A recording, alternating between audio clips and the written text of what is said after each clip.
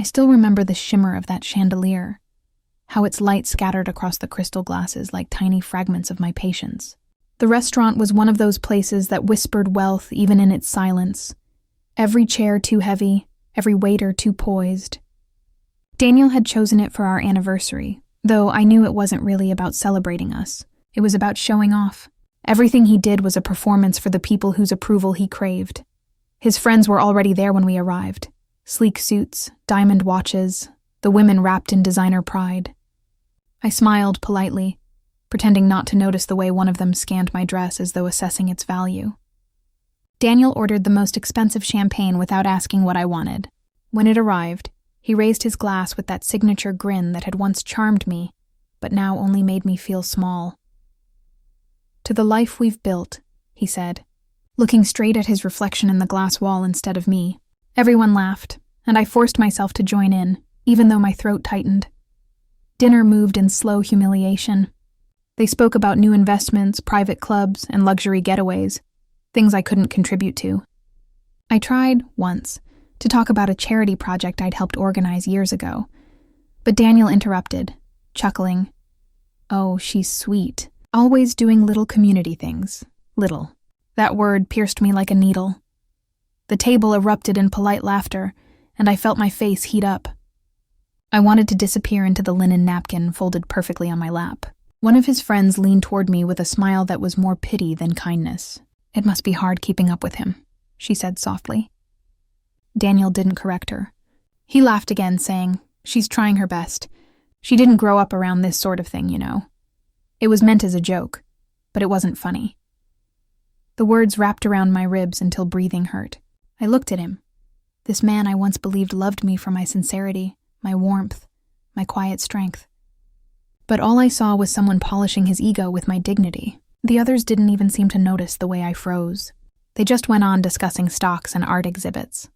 A waiter brought dessert, something gold-dusted and oversweet. I stared at it while Daniel went on about his company's growth, about a new car he wanted. Every word was a subtle reminder that I didn't belong in his world. When he finally turned to me and asked, "What do you think, darling?" His tone dripped with amusement, not curiosity.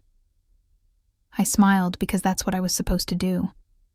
"It's impressive," I said softly. He laughed, shaking his head. "She's still learning," he told them, as though I were a student failing a class in wealth. The table laughed again. Something inside me cracked, quietly, invisibly, but I felt it. A delicate fracture where love used to live. I looked around that table of polished strangers and realized I wasn't part of Daniel's life. I was his accessory, his proof that he could shape anyone into his image of success. As they raised another toast, my eyes caught my reflection in the mirrored wall. I didn't recognize the woman staring back, the one dressed perfectly, smiling politely, dying quietly, that night. When the laughter faded and the plates cleared, Daniel slipped his arm around my waist for a photo. I stood stiffly, my face frozen in practiced grace. His fingers pressed against my side as if to remind me to play my part. The flash went off, but something had shifted. Beneath that bright, artificial light, I made a silent promise. I would never let him define me again. I would learn what real luxury felt like, the kind no one could take credit for. And one day, when he looked at me again, he wouldn't see the woman he mocked. He'd see the woman he lost. That night I smiled for the camera, but inside, a storm had begun. When I think back to how it all began, it almost feels like a story I once read about someone else, a girl who mistook attention for love and charm for kindness. I met Daniel at one of the first major events I planned on my own. He was the client, the kind of man who could fill a room without saying a word. Everything about him exuded confidence. The tailored suit, the disarming smile, the way people gravitated toward him. And when his eyes met mine across the ballroom, I was convinced fate had finally noticed me. He was magnetic. During that first meeting, he listened intently, complimenting my ideas, making me feel seen in a way I hadn't before. I was a small-town girl trying to build a name in a city that barely remembered my existence, and he made me feel significant. Within weeks, he was sending flowers to my office, dropping by unannounced with coffee and telling me I deserved the world. Our relationship moved quickly. He painted a vision of a life that sparkled, weekends by the coast, dinner parties with the right kind of people, a home that gleamed with success. I didn't realize back then that his dream had little to do with us and everything to do with how we looked to others. When he proposed in front of a crowd at one of his family's charity galas, I said yes through tears, believing I was stepping into a life of love. The first months of marriage were almost perfect. Daniel was attentive, generous, and affectionate. He told everyone I was the best thing that had ever happened to him. But slowly, his affection started to feel like a script he'd memorized. The words were there, but the warmth was gone. It began with subtle comments. When I wore a simple dress, he'd say, "You should let me take you shopping for something more." Refined. When I invited my old friends over, he'd claim they didn't fit the kind of circle we moved in now. I brushed it off, thinking he just wanted me to adjust to his world. But little by little, my world began to shrink. He encouraged me to leave my event planning job, saying I didn't need to work so hard anymore. He called it a gift of comfort, but I didn't realize he was also taking away my independence. I told myself it was okay, that this was what stability looked like. But stability shouldn't feel like a cage lined with silk. Whenever we attended social events, I noticed the way he used me. I was the supportive wife, the polished extension of his success story. He'd introduce me with lines like, "She's the creative spirit that keeps me grounded," then move on before I could speak for myself. I laughed along, pretending it didn't sting. At home, conversations turned into one-sided lectures. If I disagreed with him, he'd smile condescendingly and say, "You just don't understand how these things work." I stopped trying to explain my side. It was easier to stay quiet than to be dismissed. I remember one evening vividly, a charity gala we hosted together. I had spent weeks helping organize it behind the scenes, but when Daniel took the stage to thank everyone, he didn't mention my name once. I stood in the back of the hall, surrounded by applause meant for him, and realized that I was invisible in a life I'd helped build. He wanted perfection, not partnership. I was there to complete the picture, not to share the frame, and I, naive, hopeful me, kept trying to earn his approval, thinking that if I just fit his world better, he'd finally see me. But he never did. By the time I noticed how isolated I'd become, it was too late. My friends had stopped calling, unsure how to reach me. My opinions no longer mattered in our home, and the woman who once dreamed of building a career, of creating joy through her work, had become a silent ornament in Daniel's curated life. I had married not a man, but an image, and I was no longer sure where I ended, and his reflection began. It started with small corrections, little comments that Daniel framed as advice. "You should hold your glass by the stem. It looks more refined," he'd murmur at parties. "Try not to laugh so loudly. It draws attention." At first I thought he was helping me adjust, guiding me through a world that was foreign to me, but the corrections never stopped. They multiplied until my every movement was something to fix. He began scheduling shopping days, insisting we visit boutiques where the prices made my stomach twist. The saleswomen would greet him by name, their smiles sharp and knowing. "Let's get her something timeless," he'd say, as if I weren't standing right there. I'd try to choose clothes that felt comfortable, soft colors I liked, but Daniel would shake his head. "You'll never blend in wearing that. Trust me, you need pieces that say sophistication." Eventually I stopped resisting. My closet became a museum of silk, lace, and labels I didn't recognize. Clothes that made me look the part, but never felt like me. He taught me how to speak the way his circle did, measured, deliberate, with just the right trace of detachment. Don't say, "Oh my God, it sounds provincial." Try goodness instead. Never admit you don't know something. Just smile politely. Avoid saying you worked too hard. It's desperate. Every word became a test I was bound to fail. And when I did, he'd give me that quiet, polished smile, the kind that said, "I warned you." His mother, Eleanor, was the silent conductor of this performance. From the first moment we met, I could feel her eyes appraising me like an antique with a visible crack. "You're quite lovely, dear," she had said, lips barely curved. Daniel always did have a soft spot for the unpolished. Her words were dipped in sugar but cut like glass. I told myself she'd warm up to me over time, but she never did. At family dinners, Eleanor would make subtle remarks, always under the guise of kindness. I suppose it must be overwhelming, adjusting to our circles. "You're doing wonderfully, dear. I can tell you're trying so hard." Daniel never defended me.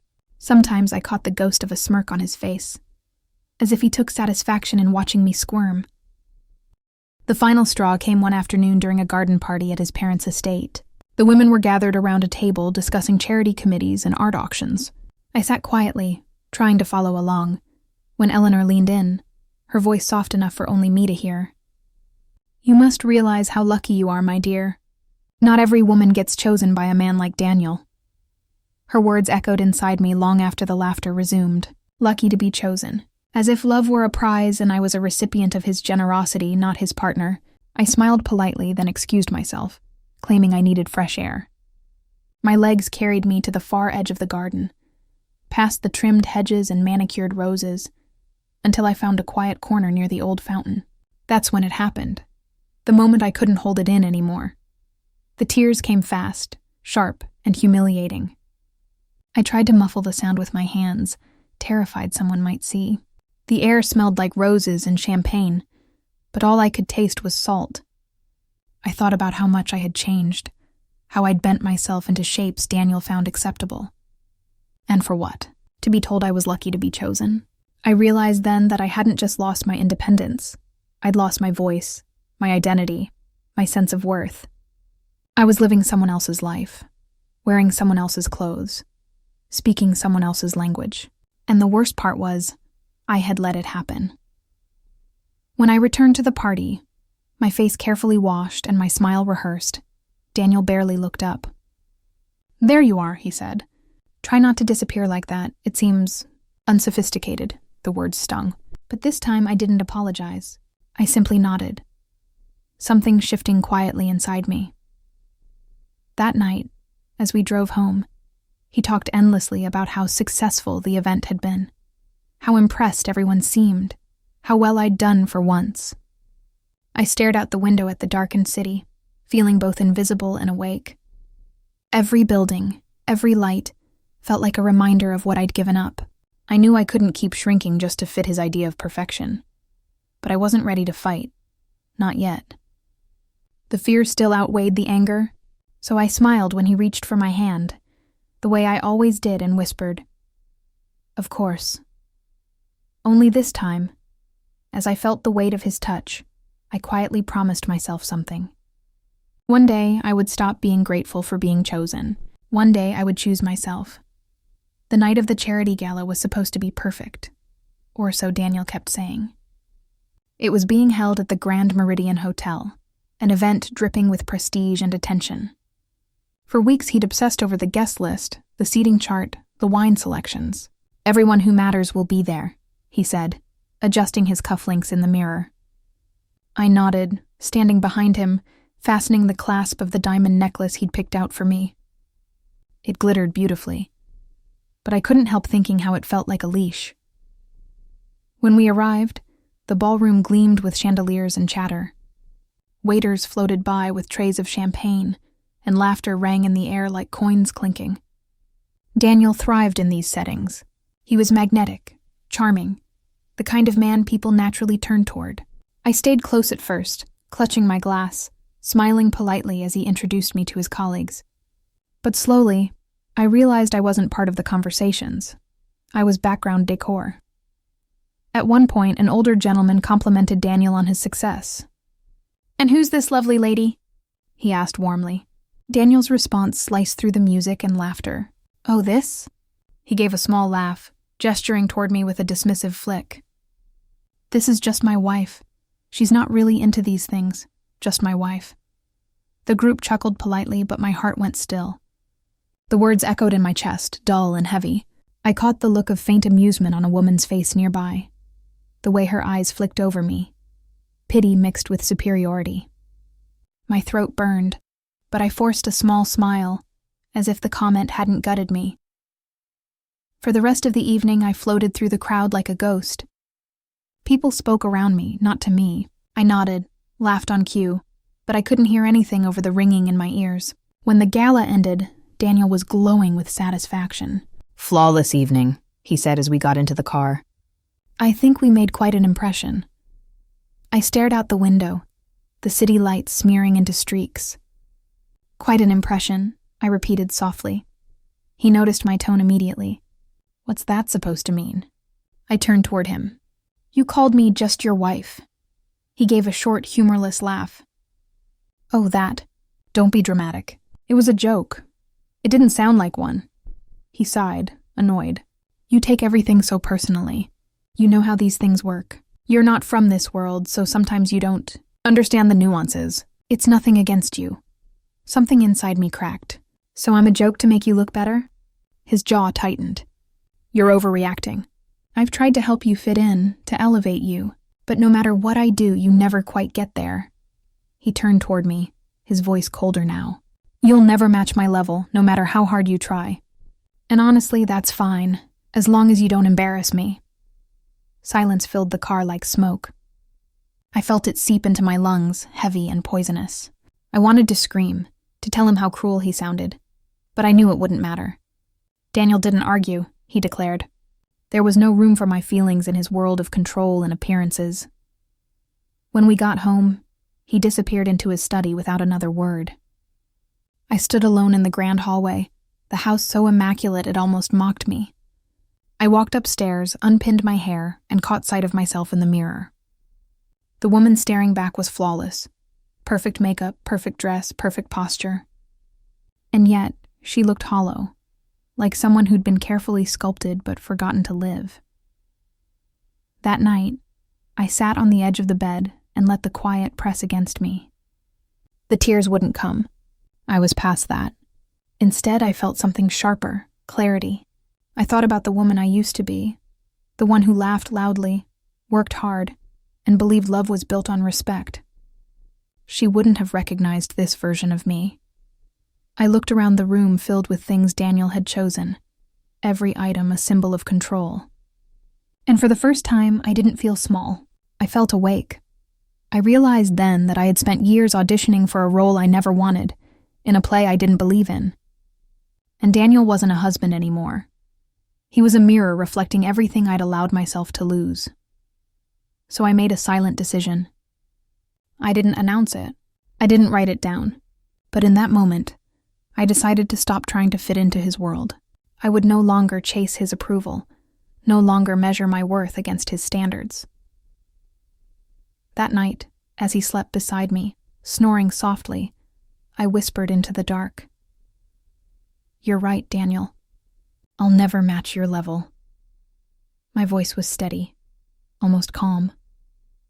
"Because I'm going to surpass it." The words settled over me like armor. I lay awake until dawn, staring at the ceiling, already mapping the quiet path forward. The plan I wouldn't reveal to anyone until it was complete. I didn't know exactly how I'd do it yet, but I knew one thing for sure. The next time Daniel tried to laugh at me, he'd be laughing up at me. When I finally left, it wasn't cinematic. There was no shouting, no slamming doors, no rain-soaked finale like in the movies. I didn't give Daniel the satisfaction of a confrontation. I simply vanished, softly, deliberately, like a whisper fading from a crowded room. It took me weeks to plan it. Every step had to be invisible. I moved money quietly from our joint account into one under my name, just enough to get by for a few months. I packed only essentials, jeans, a few shirts, my mother's locket, and a single photograph of me before Daniel, when my smile still looked real. I didn't want to carry any of the luxury he'd bought. Those things belonged to the version of me he'd created, not the one I was reclaiming. The morning I left, Daniel was still asleep. I stood at the doorway for a long time, looking at him. Immaculate, even in rest. The faint frown of entitlement etched between his brows. For a fleeting moment, I almost felt pity. He'd built a life around being adored, obeyed, admired. and I was about to remove the mirror that reflected all that back to him. On the marble counter, I left a single folded note. Just 3 lines. Don't look for me. This isn't a goodbye. It's a return to myself. I closed the door quietly and walked away. No one saw me leave the mansion. The air outside was cold, but it felt cleaner than it ever had before. My new life started in a 1-bedroom apartment with cracked paint and creaky floors. The first night there, I slept on a mattress on the ground, surrounded by cardboard boxes. It should have felt lonely, but it didn't. For the first time in years, I wasn't performing. There was no script, no audience, just silence and me. I found a job within a week, an assistant position for a woman named Veronica Lane. She ran a boutique PR and branding firm, the kind that managed everything from image makeovers to startup launches. I met her during an event years earlier, back when Daniel was still parading me around as his charming +1. She remembered me, surprisingly well. "You always had a sharp eye," she said during the interview. "I could tell you saw everything people didn't say out loud." I started at the bottom, booking meetings, organizing schedules, fetching coffee. But I didn't mind. I watched, listened, absorbed everything. Veronica was confident, unapologetic, and brilliant. She navigated boardrooms with the kind of power Daniel only pretended to have. Watching her was like studying a new language, the language of self-worth. At night, I'd walk home through the city streets, the noise wrapping around me like a heartbeat. My heels would click against the pavement, my head filled with numbers, ideas, and a quiet, steady determination. I didn't have a grand plan yet, but I knew I was learning something Daniel could never buy. Independence built from the ground up. He didn't call at first. I expected rage, or at least concern, but there was only silence. Then after 3 weeks, a text appeared. "Daniel, I assume you're done sulking. Call me when you're ready to come home." I didn't reply. Another week later, "Daniel, this has gone on long enough. You're embarrassing yourself." Still, I said nothing. It must have driven him mad, the silence. He was used to control, to reaction. My absence was the first thing he couldn't manipulate. I imagined him pacing through the house, telling himself I'd come back once I cooled off. He didn't understand that this wasn't a break. It was emancipation. There were nights when the loneliness crept in, whispering old fears. I'd sit by the window of my tiny apartment, staring at the city lights, wondering if I'd made a mistake. But every time I pictured going back, the memory of his voice, "You'll never match my level," burned those doubts away. I started spending extra hours at work, shadowing Veronica even when she didn't ask me to. She noticed. One evening, after everyone had left, she poured 2 glasses of wine and said, "You've got something in you. Fire. Don't let it dim. People like him feed on women who forget their own brilliance." I didn't tell her the whole story, but she saw enough in my silence. Over the months, my responsibilities grew. I began coordinating small projects, writing campaign pitches, even managing a few clients. Veronica trusted me, and with each challenge, I rediscovered pieces of myself I thought were gone. The organizer, the dreamer, the problem solver. By the 6th month, I'd saved enough to upgrade my apartment. It wasn't much, just a view of the skyline and enough space to breathe, but it felt symbolic. I stood by the window one night, glass of cheap wine in hand, thinking about how Daniel would scoff at it. And for the first time, the thought made me smile. I didn't need marble floors or chandeliers anymore. I had purpose. I had peace. Still, deep down, I knew this wasn't the end of our story. Daniel believed in power dynamics, and my quiet exit had disrupted his balance. Men like him don't just let go. They wait, confident the world will bring you back crawling, but I wasn't coming back. I wasn't finished building, because while Daniel was busy maintaining his image, I was building mine from the ashes of his arrogance. And one day, when he least expected it, he'd see exactly what kind of woman he'd dismissed as just his wife. The transformation didn't happen all at once. It was built in quiet hours, long nights and moments of doubt that I refused to let win. I learned to live on caffeine, discipline, and small bursts of pride that came from accomplishing things no one thought I could. When Veronica's firm merged with a larger agency, I was introduced to Mrs. Liu, a poised, sharp-eyed investor who had once built her empire from nothing. She was the kind of woman Daniel's world dismissed until they needed her money. She didn't talk much, but when she did, every word carried weight. She saw me one evening poring over a failed campaign presentation, my hair tied back, exhaustion visible. Instead of scolding me, she smiled. "You remind me of myself before I realized that failure is just tuition." She sat across from me, calm and certain. "You're not broken, you're being refined. Use it." From that day, she became my silent mentor. She didn't coddle me. She tested me. I learned about branding psychology, negotiation tactics, and how the smallest detail, a font, a tone, a gesture, could define perception. I studied late into the night, watching how successful women operated, precise, composed, unbothered by noise. I wanted that stillness. There were nights I'd come home past midnight, drop my heels at the door, and collapse onto the couch. My apartment was still small, but now it felt purposeful, a workshop, a sanctuary. My whiteboard was filled with scribbles, potential names, business ideas, client types. I was no longer trying to fit into Daniel's world. I was quietly constructing one where men like him would one day pay for my expertise. One weekend, Mrs. Liu invited me to shadow her at a private gala she was sponsoring. It was held at the same hotel where Daniel had once humiliated me. I didn't flinch walking through the revolving doors this time. My stride was steady, my chin lifted. While Mrs. Liu spoke with investors, I handled introductions, remembering every lesson she'd ever taught me about body language and presence.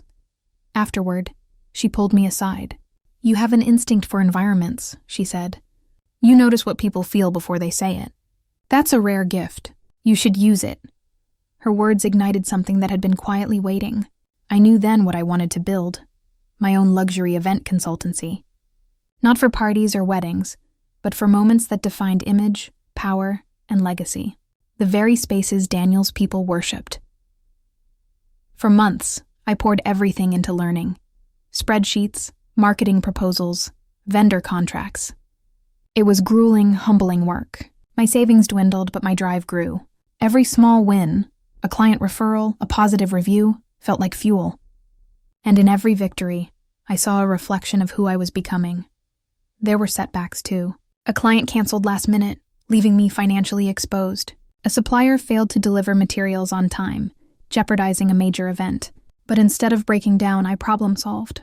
I called vendors, stayed up all night, fixed what others thought was impossible.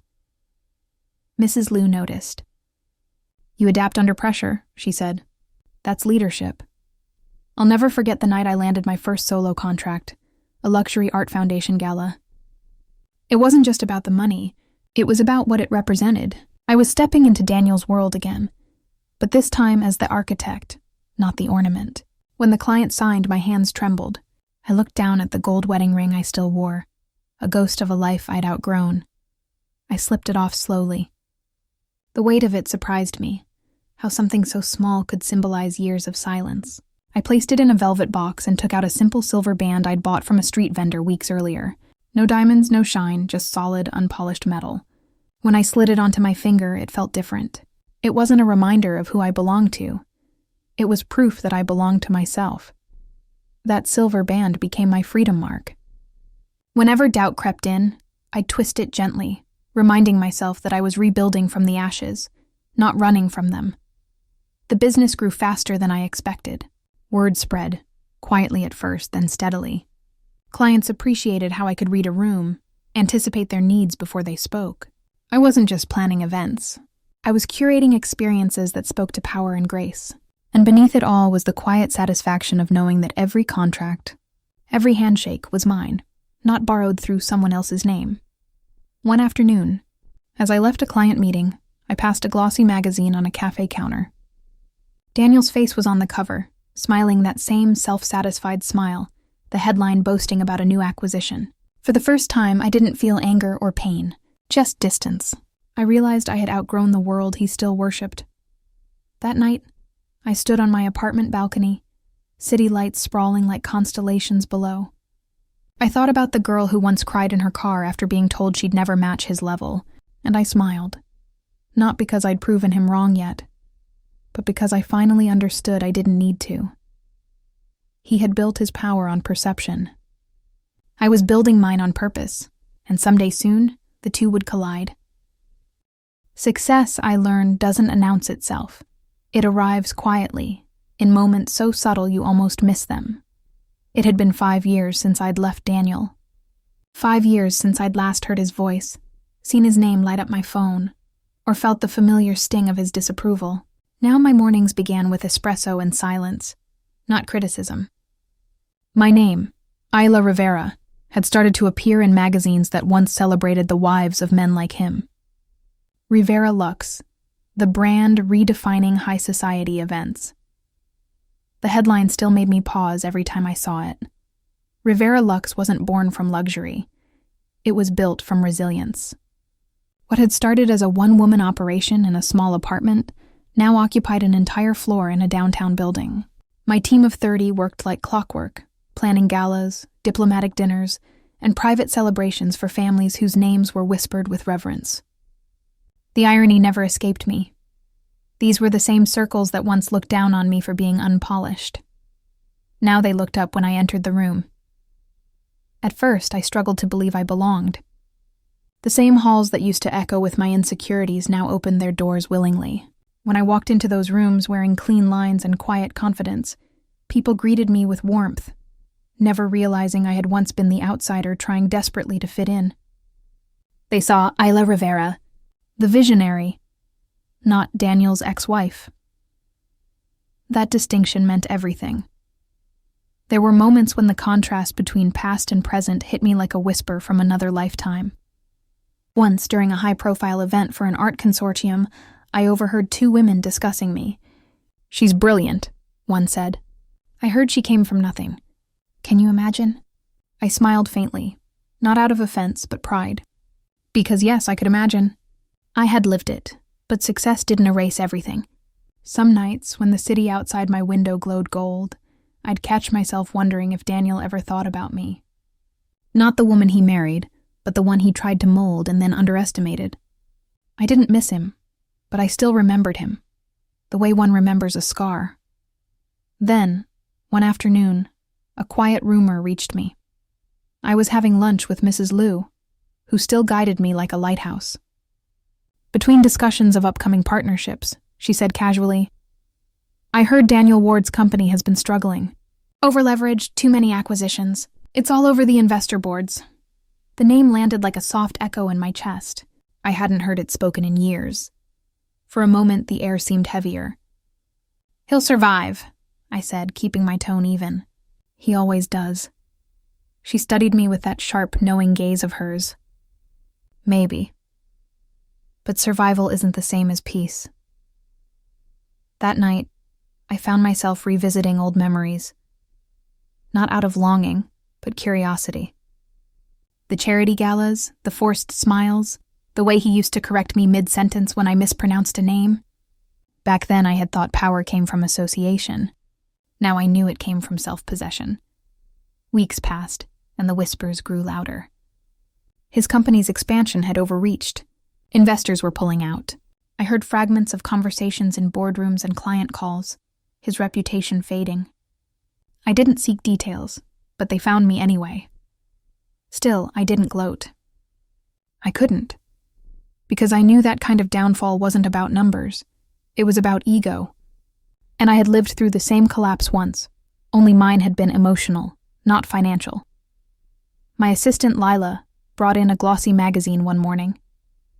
"You've been featured again," she said excitedly, placing it on my desk.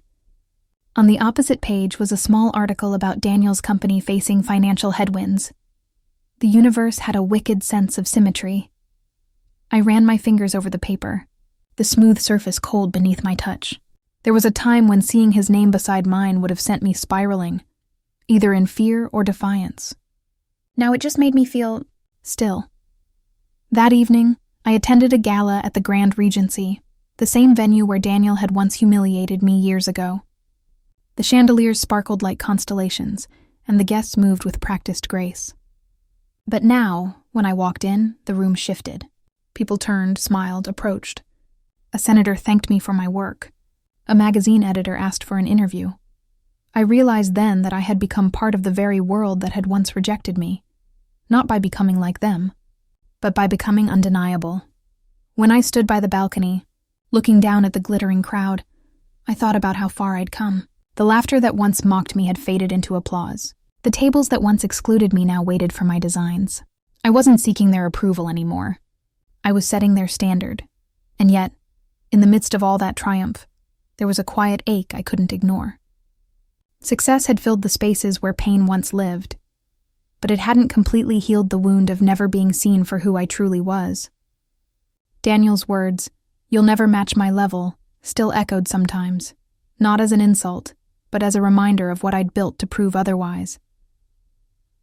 As the night drew on, Mrs. Liu found me again. "You look at peace," she said softly. I smiled. "I think I finally understand what peace costs," she nodded. "And you were willing to pay it." When I got home that night, I placed my silver band on the nightstand and stared at it for a long time. The city pulsed quietly beyond my window. I whispered to the reflection in the glass. Not to Daniel, but to the woman I once was. "You made it," I said. Not to his level, beyond it. And for the first time, I didn't need the world to applaud. The silence was enough. The email came on an ordinary Thursday morning, buried between client invoices and partnership proposals.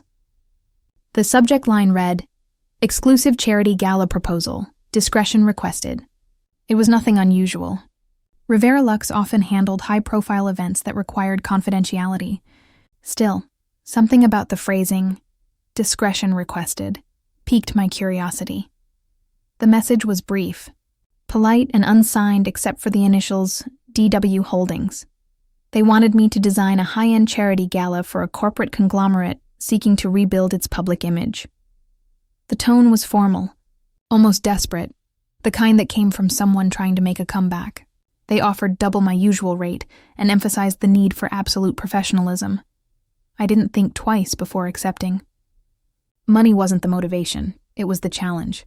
Rebranding failing reputations had become a niche specialty of mine. Besides, the anonymity added an intriguing layer. It wasn't until the second meeting that the first thread began to unravel.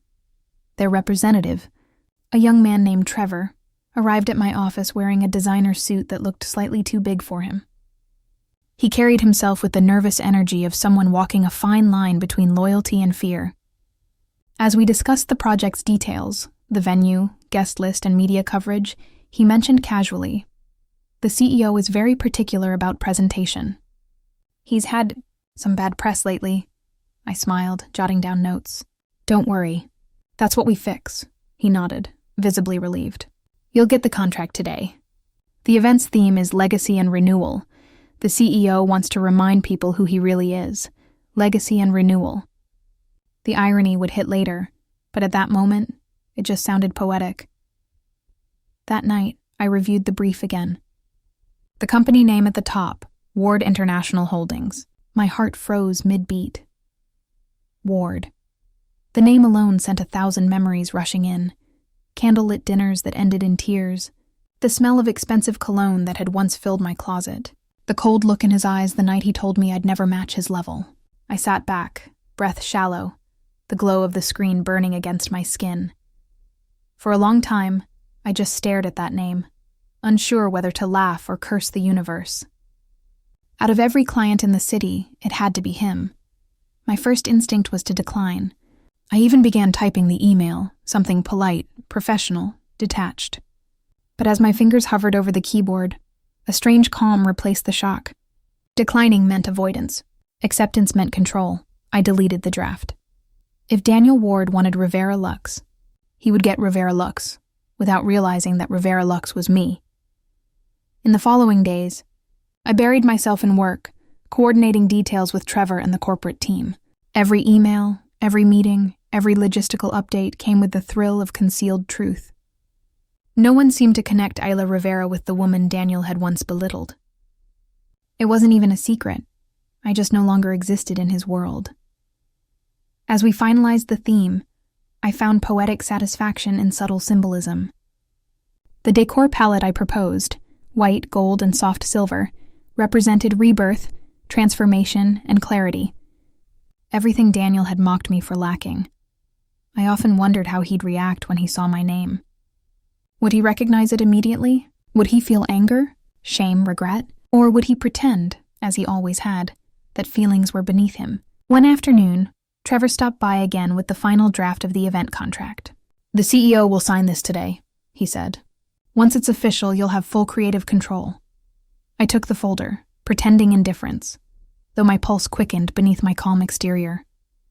I waited until he left before flipping to the last page. There it was, his name, printed neatly under the signature line. Daniel Ward, Chief Executive Officer.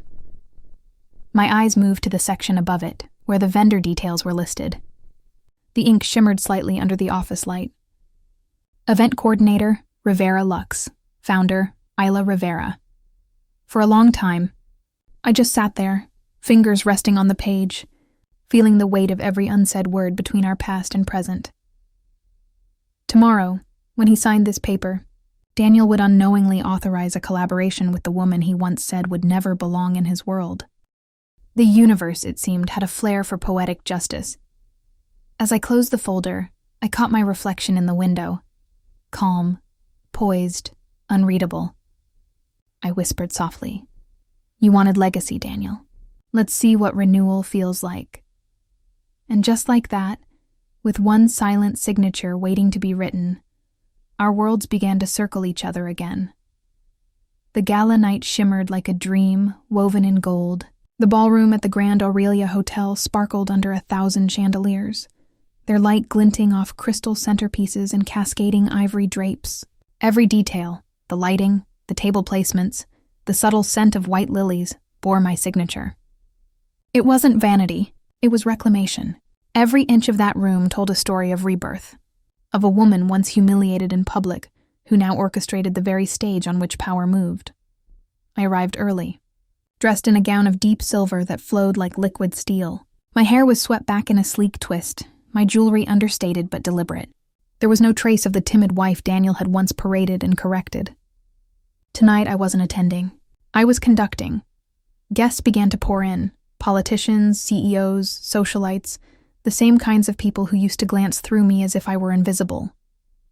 Now, they greeted me with respect, some with recognition from my magazine features, others simply sensing authority in my calm composure. When Daniel entered, I almost didn't recognize him either.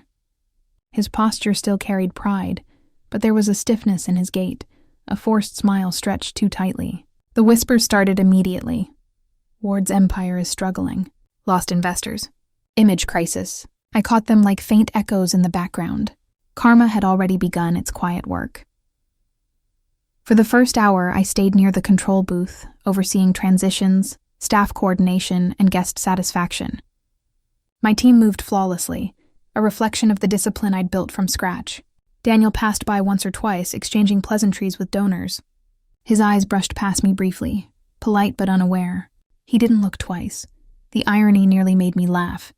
He had trained me once to be presentable enough for his circles, and now, standing before him in my power, he couldn't even recognize me. It happened midway through the event. He took the stage to thank the sponsors and introduce the creative visionary behind tonight's success. I stepped forward, the crowd's applause blooming like a wave. Daniel turned toward me with that rehearsed charm of his and froze. For a second, his expression fractured. Just a flicker, subtle enough for the cameras to miss, but too raw for me to forget. The mask of arrogance faltered. He blinked once, twice, disbelief tightening his jaw. "Ayla," he murmured under his breath. But the microphone was already in my hand. "Thank you, Mr. Ward," I said smoothly, my voice calm, composed, with a confidence that drew quiet from the crowd. It's been an honor designing tonight's event for such a respected legacy brand. The applause rose again, drowning whatever words he might have tried to form. I smiled, not at him, but at the people, at the journey, at the poetic perfection of standing here. commanding the very audience he once used to belittle me in front of.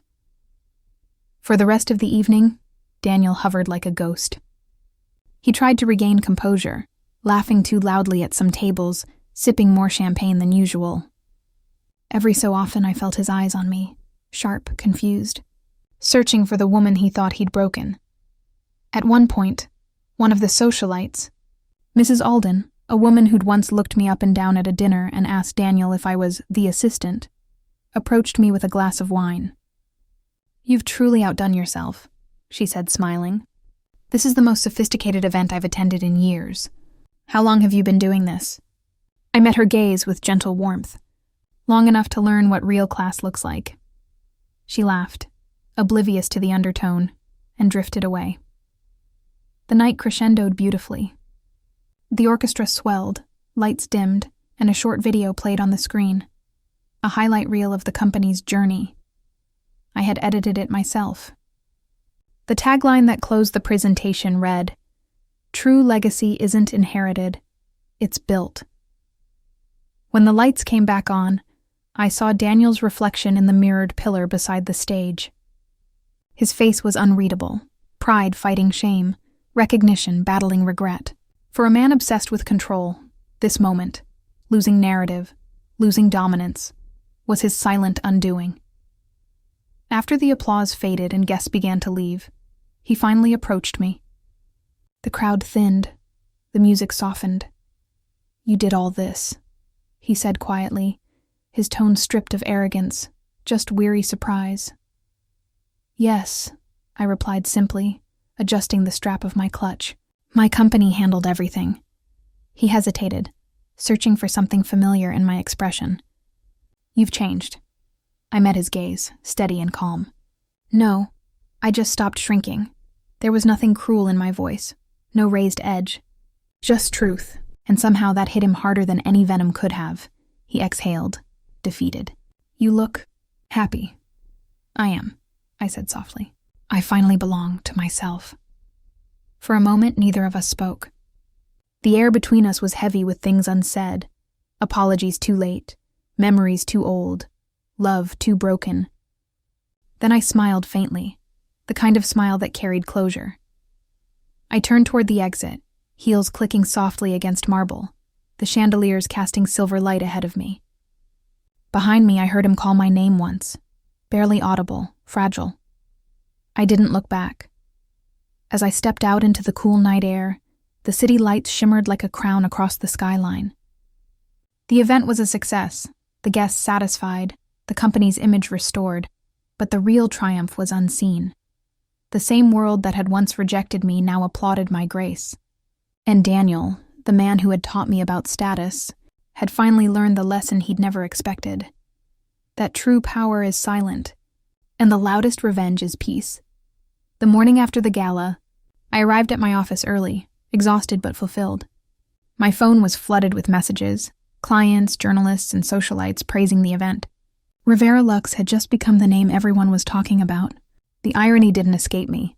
The company that once dismissed me as an outsider now owed its renewed reputation to the woman it discarded.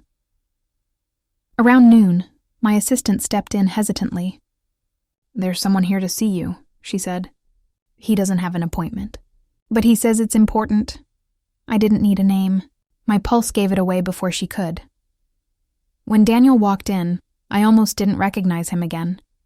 Not because of time, but because the aura that once made him seem untouchable had cracked. He looked tired, a little older, as though the years had finally caught up to him. The immaculate confidence he'd worn like armor was replaced by something quieter, almost regretful. He smiled faintly, but it didn't reach his eyes. "You've built quite an empire," he said. "An honest one," I replied, motioning toward a seat.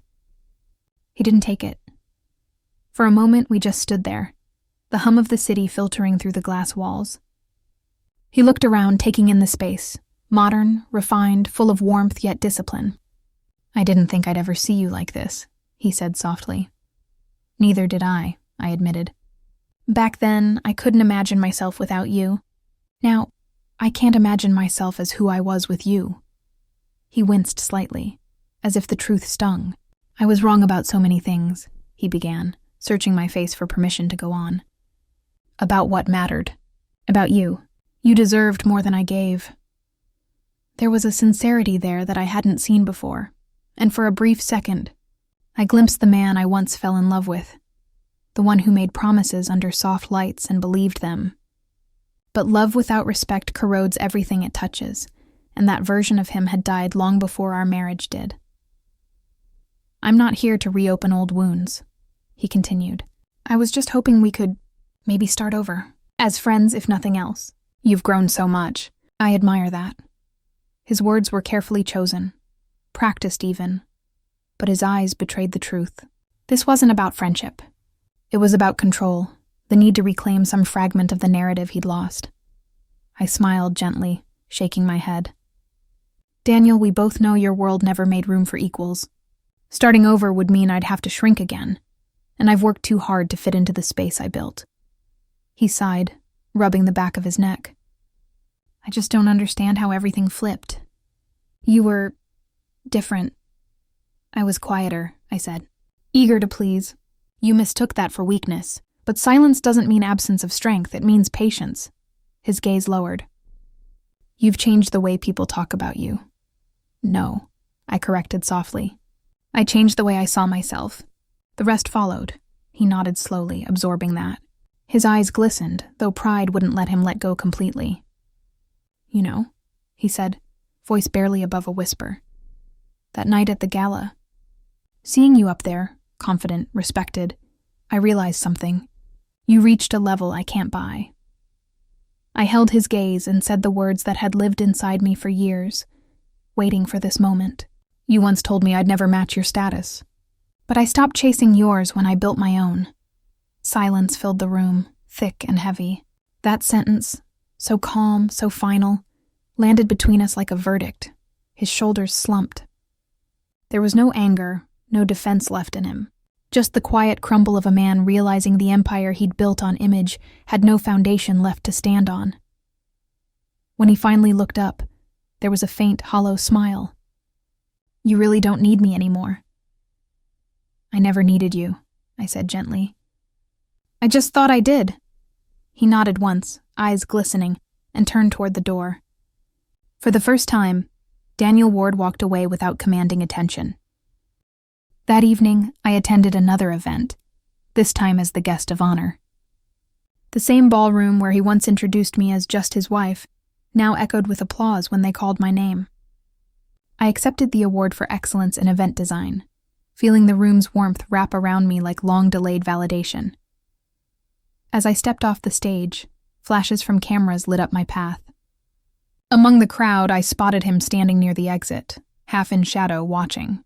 He didn't approach, didn't speak. He just stood there, a man finally stripped of his illusions, witnessing the truth he'd once denied. I smiled, not for him, but for myself. When I walked out of the gala, surrounded by admiration and light, I realized that revenge hadn't been my destination after all. It had been healing, and in that moment, I understood. The status he clung to was an illusion, but the peace I'd found, he could never buy. The city stretched beneath me like a living mosaic, glittering lights, winding streets, and the faint hum of possibility that never truly slept. From the balcony of my penthouse, I watched the skyline shift hues from gold to indigo, the sun melting behind towers I once thought unreachable. The glass of wine in my hand wasn't a symbol of indulgence anymore. It was a quiet celebration of survival. I had come a long way from the woman who used to cry in silence after dinners, where laughter cut sharper than knives. Back then, I equated worth with belonging, believing that luxury was measured in brands, invitations, and approval.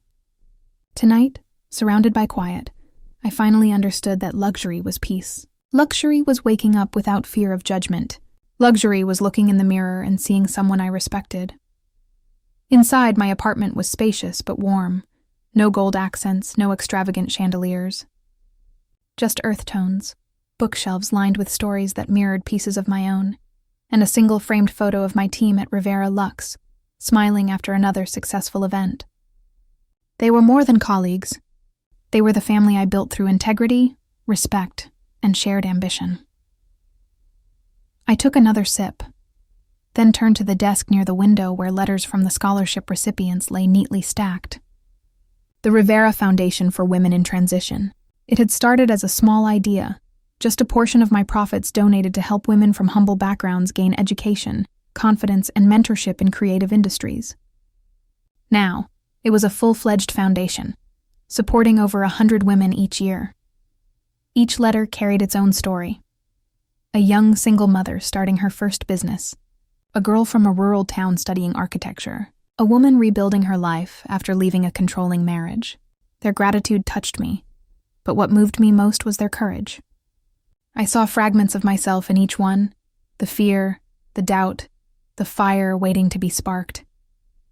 And sometimes, when I spoke at their workshops, I shared a part of my own story. Not the details, but the lesson. You don't have to wait for permission to matter, I would tell them. The moment you decide to rise, you already have. Daniel's name rarely crossed my lips anymore, but tonight, under the fading glow of the city, I let myself think of him, not with anger, but with a strange, settled compassion. Time had done what pride couldn't. I had heard whispers about his company's decline, about how the market had shifted and how the same arrogance that once built his empire had quietly dismantled it. I felt no joy in it, just understanding. He had taught me lessons I could never have learned elsewhere. How fragile power was when it wasn't rooted in respect. How love without equality slowly corrodes. And most importantly, how pain, when faced instead of feared, could become fuel. I set the wine glass down and stepped outside again. The wind carried the faint sound of music from the streets below. Someone laughing, a car horn in the distance, life moving forward. My reflection in the glass doors was older, yes, but clearer. There were lines from late nights and years of pushing through, but they told a story of endurance, not loss. People often asked if I'd ever marry again. I never had an answer prepared. I wasn't against love, but I had stopped chasing it as a form of validation. The love I'd built for myself, the one that forgave, protected, and believed, was enough. My phone buzzed softly. A message from Mrs. Liu, my mentor. Proud of you, Ayla. The foundation's work will outlast all of us. I smiled. She had seen my transformation long before I did. Thank you, I whispered into the night. I thought of the young woman I used to be, the one who stood frozen at that anniversary dinner, holding back tears while laughter filled the room. I wanted to tell her that the pain would end, that one day she'd stand higher than she ever dreamed. Not in defiance, but in peace. My journey hadn't been about proving Daniel wrong. It had been about proving to myself that I was never less than. His cruelty had been the storm that broke the version of me that lived for others' approval. And in that breaking, I found freedom. I leaned against the balcony railing, feeling the cool breeze against my skin. The city lights shimmered like scattered constellations below, and for the first time in a long while, I felt whole, beyond luxury, beyond revenge, beyond pain. What I had built wasn't just success, it was sovereignty. The kind that can't be gifted, flaunted, or purchased. And as the night deepened, I whispered softly, to the girl I was, to the man I forgave, and to the life I had claimed. Thank you for breaking me. Because that's how I learned to rise. The city didn't answer, but I didn't need it to. The silence was enough. Daniel sat alone in his office, the once bustling space now eerily still. The city skyline framed him through glass walls, but tonight, even the view he once adored felt hollow. A newspaper lay open on his mahogany desk, the headline in sleek, confident print. Rivera Luxe partners with global icon Maison Verdun, a new era of luxury innovation. Her photo dominated the page. Ayla Rivera, poised, radiant, unmistakably powerful. Not the quiet woman who once trailed behind him at galas, but a leader commanding her world. The caption beneath it read, Founder and CEO Ayla Rivera continues to redefine elegance and independence for modern women.